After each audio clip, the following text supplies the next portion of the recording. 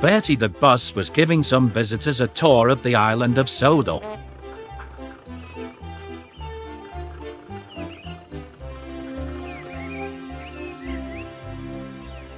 It was their last afternoon, and Edward was preparing to take them to meet Bill and Ben. He found it hard to start the heavy train. "Did you see him straining?" asked Henry. "Positively painful," remarked James. "Just pathetic," grunted Gordon. "He should give up and be preserved before it's too late." "Shut up," burst out Duck. "You're all jealous. Edward's better than any of you." "You're right, Duck," said Boko. "Edward's old, but he'll surprise us all." "I've done it, we're off! I've done it, we're off!" said Edward as he finally puffed out of the station.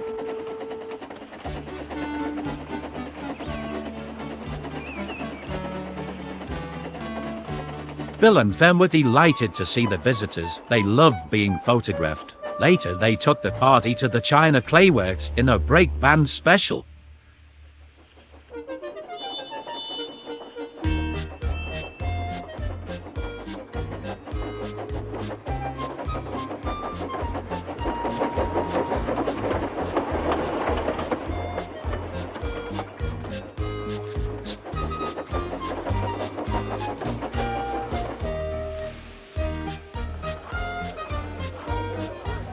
Everyone had a splendid time, and the visitors were most impressed.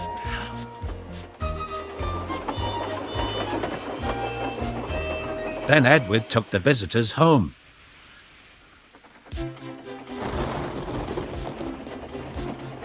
On the way, the weather changed. Wind and rain buffeted Edward. The sanding gear failed, and his fireman rode in front, dropping sand on the rails by hand. Suddenly, Edward's wheels slipped fiercely. With a shrieking crack, something broke. The crew inspected the damage. Repairs took some time. "One of your crank pins broke, Edward," said his driver. "We've taken your side rods off. Now you're like an old-fashioned engine. Can you get these people home? They must start back tonight." "I'll try, sir," promised Edward. Edward puffed and pulled his hardest, but his wheels kept slipping and he could not start the heavy train. The passengers were anxious. Driver, fireman and guard went along the train, making adjustments between the coaches. "We've loosened the couplings, Edward. Now you can pick your coaches up one by one, just as you do with trucks." "That will be much easier," said Edward. "Come on," he puffed, and moved cautiously forward. The first coach moving helped to start the second, and the second helped the third.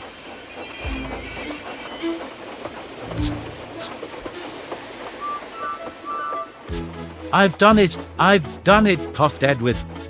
"Steady, boy," warned his driver. "Well done, boy. You've got them, you've got them."